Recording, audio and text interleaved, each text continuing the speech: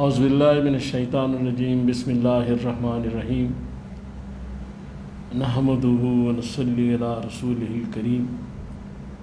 انتہائی قابل احترام سامعین اور مجھ سے اچھے لوگوں، السلام علیکم ورحمۃ اللہ وبرکاتہ۔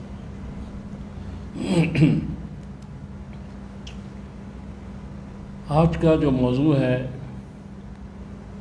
وہ ہے کہ زیارت قبور سنت کے طریقہ سے اور حضور کے ارشادات کے مطابق۔ تو سب سے پہلے مشکات میں حدیث ہے مسلم کی جلد اول، اس کا نمبر ہے 1672۔ اس میں صحابی نے کہا مفہوم اس کا یہ ہے کہ رسول اللہ صلی اللہ علیہ وسلم یہ الفاظ سکھاتے تھے کہ جب قبر پر جاؤ، کسی قبر پر، تو کیا الفاظ کہنے ہیں۔ تو ان کا ترجمہ یہ ہے یا مفہوم یہ ہے کہ اے گھر والوں، یعنی قبر والوں، مسلمانوں، مومنوں، اللہ کی تم پر سلامتی ہو، اور ہم بھی اگر اللہ نے چاہا تو تم سے آ ملیں گے، اور اللہ سے دعا ہے کہ وہ ہمیں اور آپ کو عافیت دے۔ یہ الفاظ ہیں جو وہاں جا کے پڑھنے چاہیے، قبرستان میں کسی قبر پر جہاں۔ اس کے بعد حضور سرور کائنات صلی اللہ علیہ وسلم نے فرمایا، یہ مسند احمد کی حدیث ہے، اس کا نمبر ہے 3339 کہ اے اللہ میری قبر کو بت نہ بنانا، اور اے اللہ لعنت ہو یہود و نصارہ پر تیری، جنہوں نے اپنے انبیاء کی قبروں کو سجدہ گاہیں بنا لیا، مسجد بنا لی۔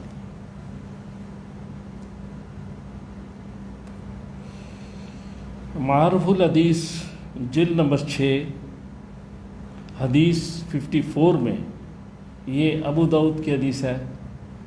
مشکات کی جو پہلی حدیث تھی وہ مسلم کی تھی، اور دوسری بھی مسلم کی تھی، اور یہ ابو داؤد کی حدیث ہے کہ ایک صحابی رسول صلی اللہ علیہ وسلم کے پاس آئے، انہوں نے کہا جی کہ میں ایک جگہ ہیرا گیا تھا، ایک کوفے کے پاس ہے، تو وہاں میں نے دیکھا کہ لوگ اپنے سردار کو سجدہ کر رہے تھے، تو آپ بھی ہمارے سردار ہیں، آپ مجھے اجازت دیں کہ میں سجدہ کروں۔ تو آپ نے فرمایا کہ کیا تم میری قبر پر سجدہ کرو گے؟ تو صحابی نے کہا نہیں یا رسول اللہ، تو پھر مجھے زندہ کیسے کرو گے سجدہ؟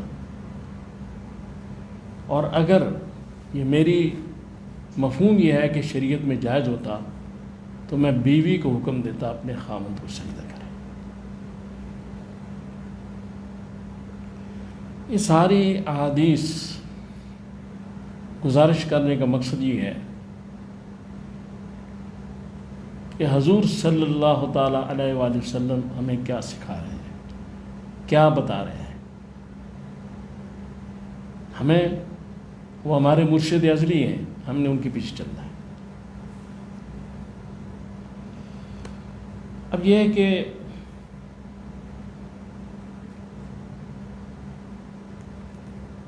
یہ کافی خوش آئند بات ہے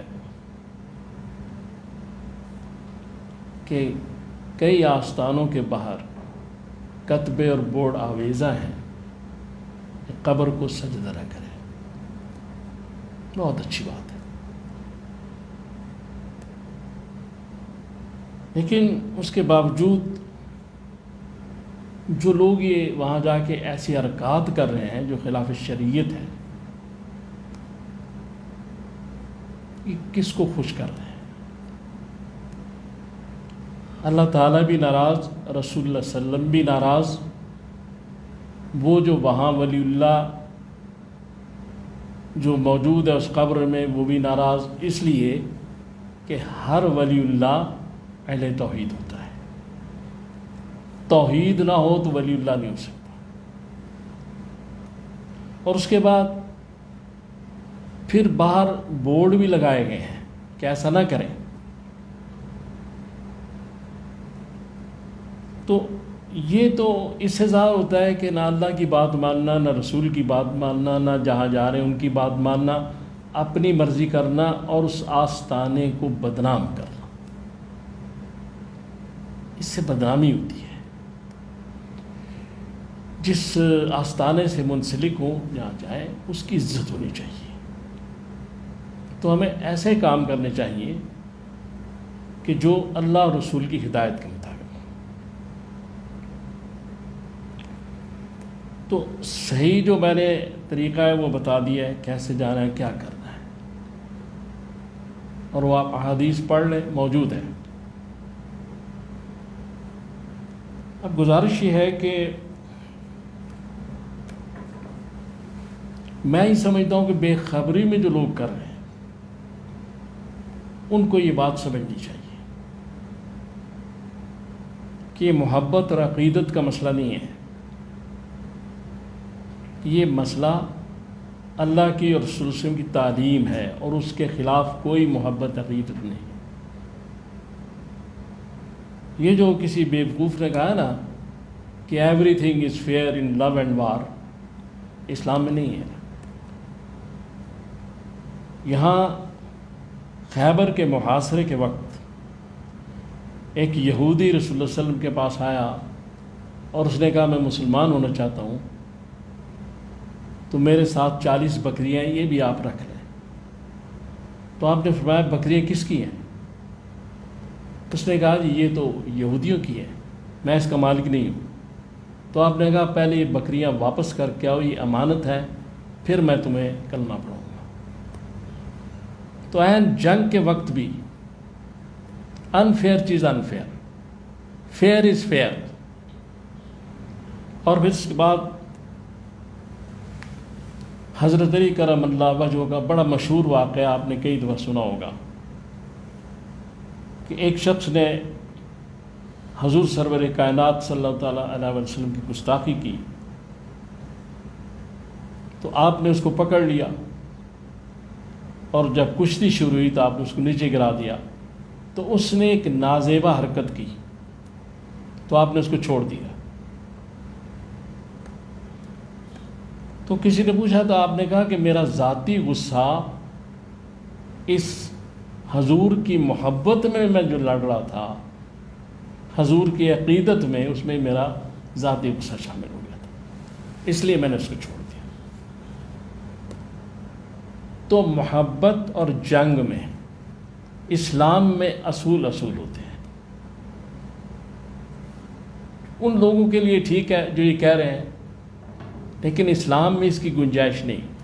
اسلام میں ہر چیز جو ناجائز ہے، جس کو اللہ رسول کہہ دیں، وہ جنگ میں بھی ناجائز ہے، وہ محبت عقیدت میں بھی ناجائز ہے، اور جس کا اللہ رسول حکم دے دیں وہ ہر جگہ جائز ہے۔ اس بات کو سمجھنا بڑا ضروری ہے کہ ہم عقیدت و محبت میں ایسے کام نہ کر رہے ہوں کہ جو ہمارے لیے نقصان دہ ہو۔ جیسے سورہ کاف کی آیت نمبر 104 میں جو اللہ تعالیٰ نے فرمایا حضور سے، اس کا مفہوم یہ ہے کہ اے نبی پاک صلی اللہ علیہ وسلم، آپ کو بتلائیں کہ کچھ لوگ اپنے اعمال کے اعتبار سے بڑے خسارے میں ہیں، اور وہ دنیا میں بڑی محنت، دوڑ دھوپ اور بڑی تگ و دو جو ان کی دنیا میں ضائع ہو رہی ہے، اور وہ یہ سمجھتے ہیں کہ ہم نیکیاں کر رہے ہیں، اب محنت بھی کر رہے ہیں، اعمال بھی کر رہے ہیں، لیکن ضائع ہو رہے ہیں۔